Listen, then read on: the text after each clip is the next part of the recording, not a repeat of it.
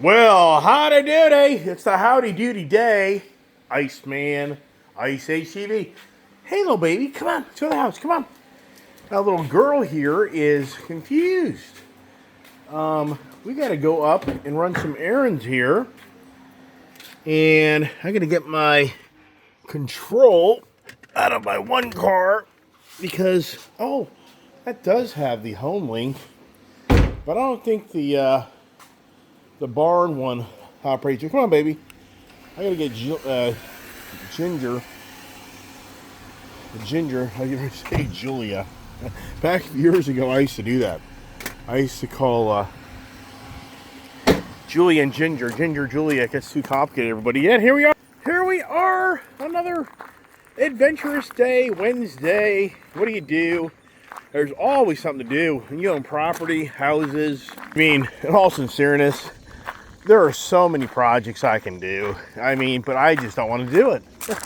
I just don't want to do it. I mean, between weed whacking, cutting grass, painting windows, inside of the house needs projects.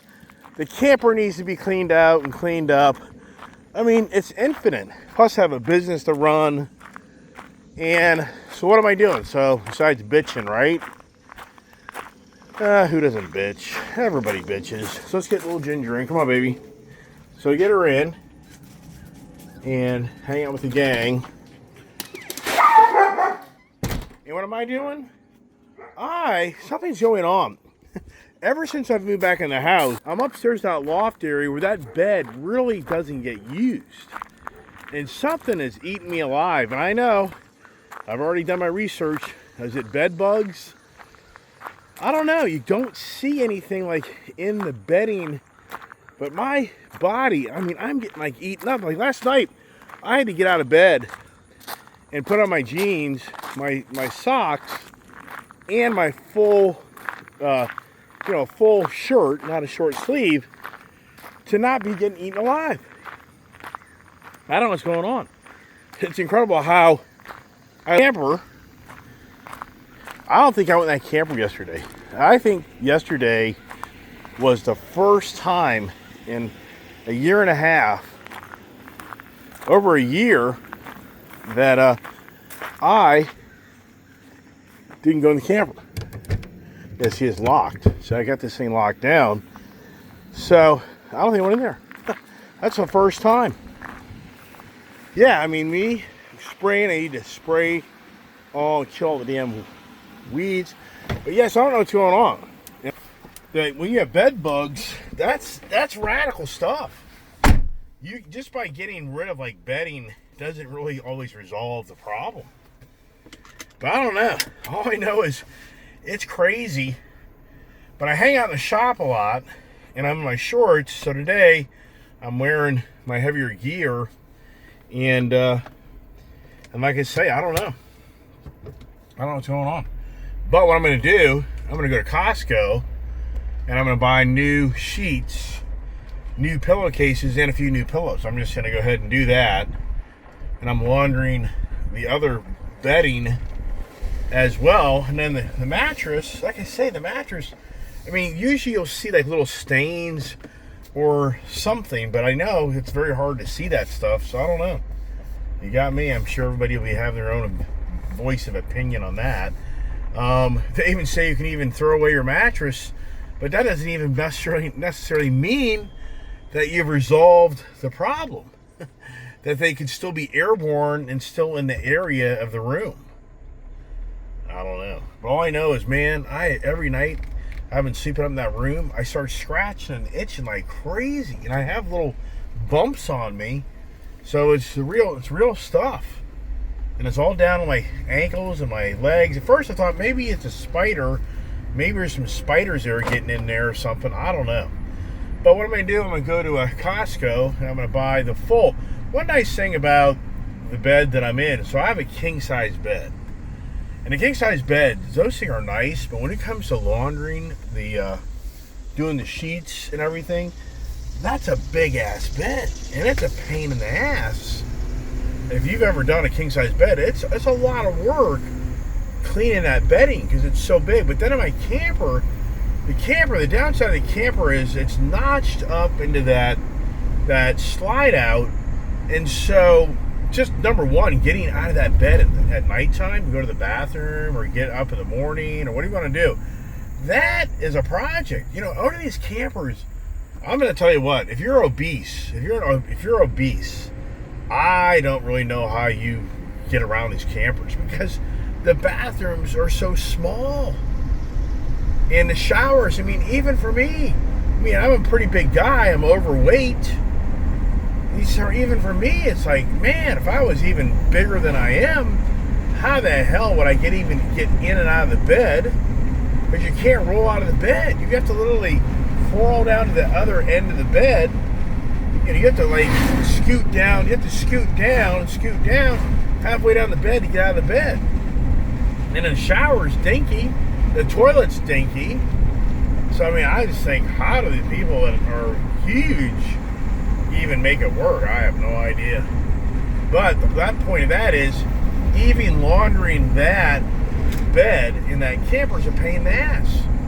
Because it's notched up into that area, and getting the sheets on it is a major project. That's a major art, how you do that. So just sharing the dirty laundry. How about that? I'm sharing the dirty laundry with you of how the bed upstairs, that loft, that for the most part it doesn't get used. So that bedroom has for the most part really not been per se.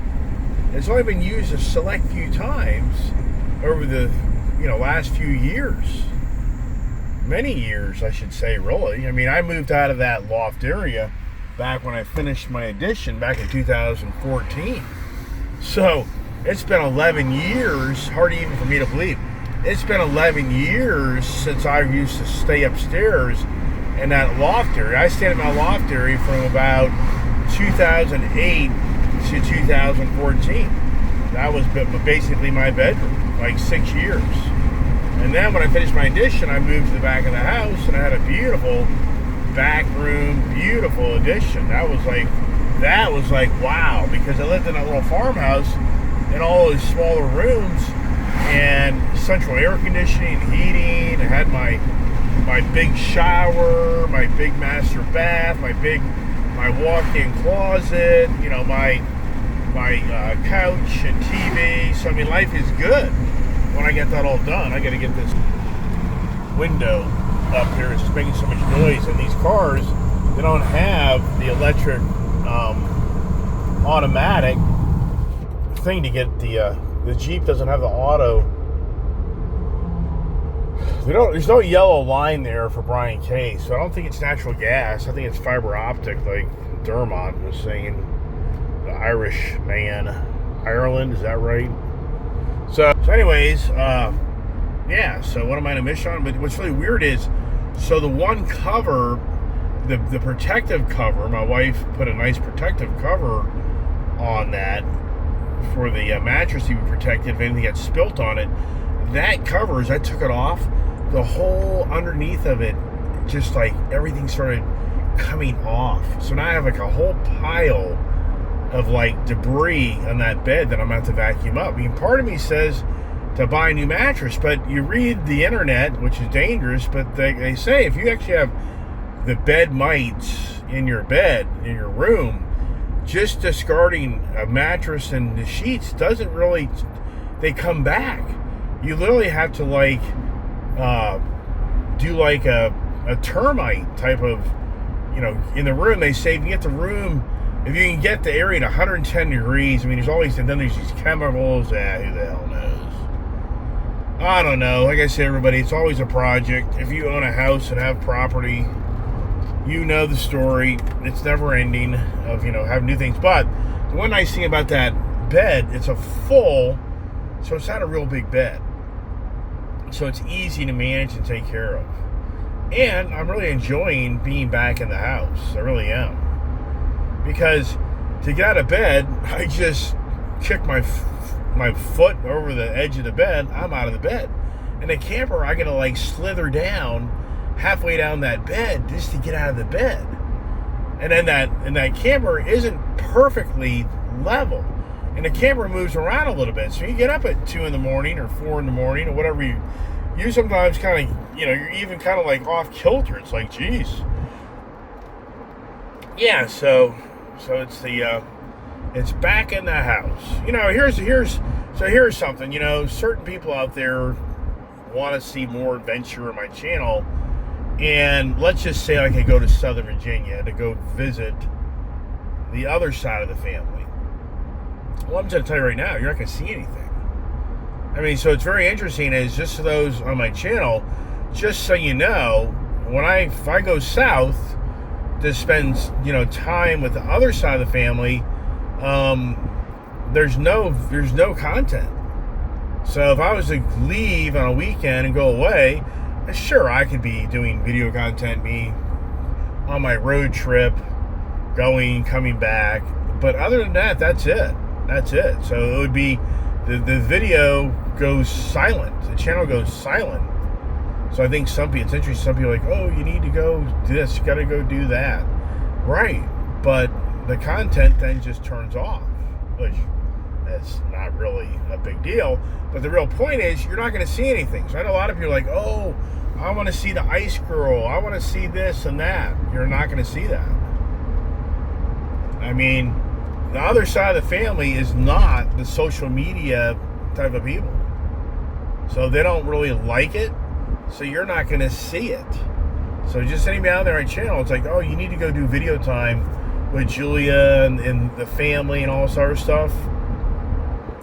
It's not going to happen. So if anybody's waiting for that, only time you're going to probably see Julia is when she comes home to visit and hangs out with me for a little while, which she does want to do that, but whatever. I mean, she's having so much fun. I'm like, it's for years. This is a lifelong relationship, and so whether you come home this weekend, next weekend, she's having a blast. And I just really emphasize, just have fun. We're gonna have many days to, have many more years, hopefully, God forbid, that we'll be spending time together and blah blah blah. So but the great news is she's very happy and very content, and in all sincerity, she's having more fun down there than she had with me. And the irony to many people that followed my channel, I think they all felt like my daughter was this spoiled brat, materialistic kid. She's not. She doesn't have a car. She no longer has a car, a motorcycle, a horse. She doesn't have any of that stuff. And she's very, very happy where she is with the family that she's now with. So it cracks me up on people, try to tell you the way it is. They think they know your relationships. They think they know your life through social media. People really think they know. And that's what I talk about so much on my channel. It's the fake. I mean, even yesterday, I just about made a video this morning of the fake content.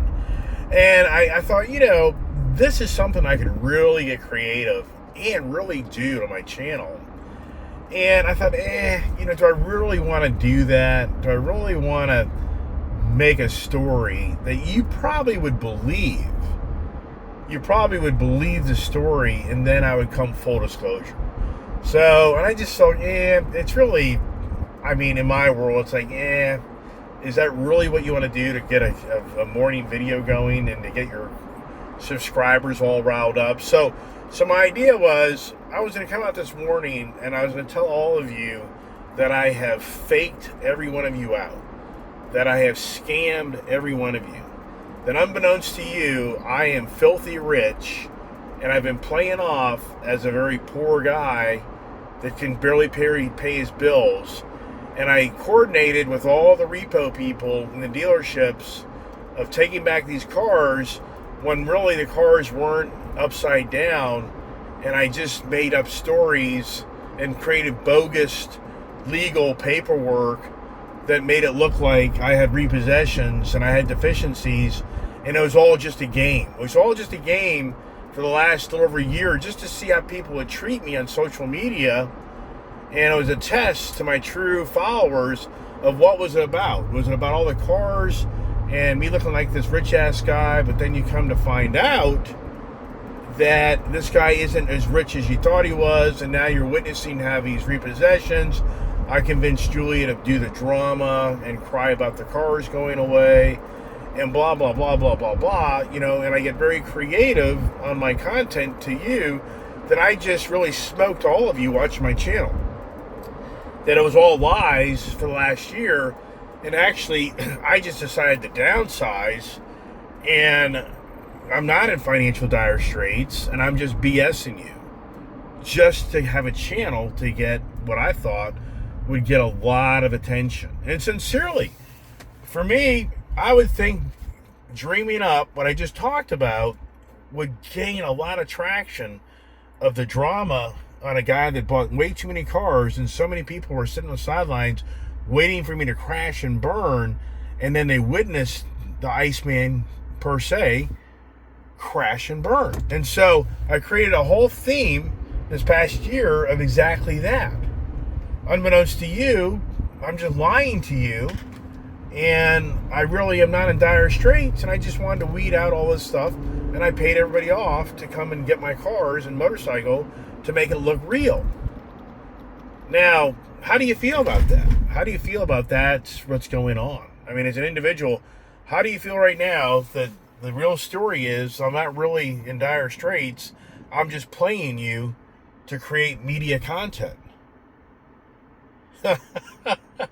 How do you feel about that? I mean, really? I mean, do you feel like you've been duped? That I've lied to you for the last year? That I'm trying to be the guy that tell you I'm full disclosure and I'm the most honest guy in the world? I mean, really?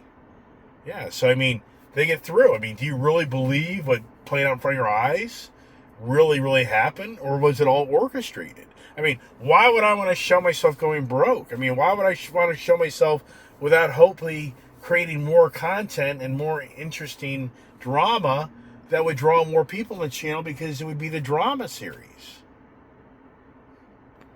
Here we are at Costco, and I'm good on fuel.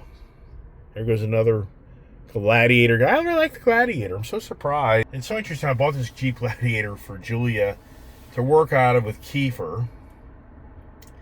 And I was talking to my daughter last night about that. You know, how Kiefer, it's incredible how the passing of Kiefer opened the door for my daughter to have something else. I mean, it's just something how in our hardships of life, something else bigger and better comes if you can handle it the right way, if you know what I mean. So here we are. It's the gas prices. Good old Brett is a big trumper. I knew he was. I know how to hit the nerves on some of my subscribers. I really do. I definitely know how to hit the nerve to irritate some of my subscribers. I do know that. And I'm successful at it. Because I see how they react versus respond. They react to the situation. They blow up and they lose it. Yeah, so the Iceman duped everybody over the last year on just creating content to see who would fall for the bait and actually believe that I've gone broke, when it was all just simulated, and it was all created to try to make the channel even bigger, but in all reality, it created even more hardships. Wow. Yeah, the fake of the fake of the fake is here like never ever seen, everybody. Wow. I gotta go in and get some stuff. One of the guys here the other day is like, I think I saw you yesterday. I'm like, you probably see me here just about every day. Let's get out and trudge along.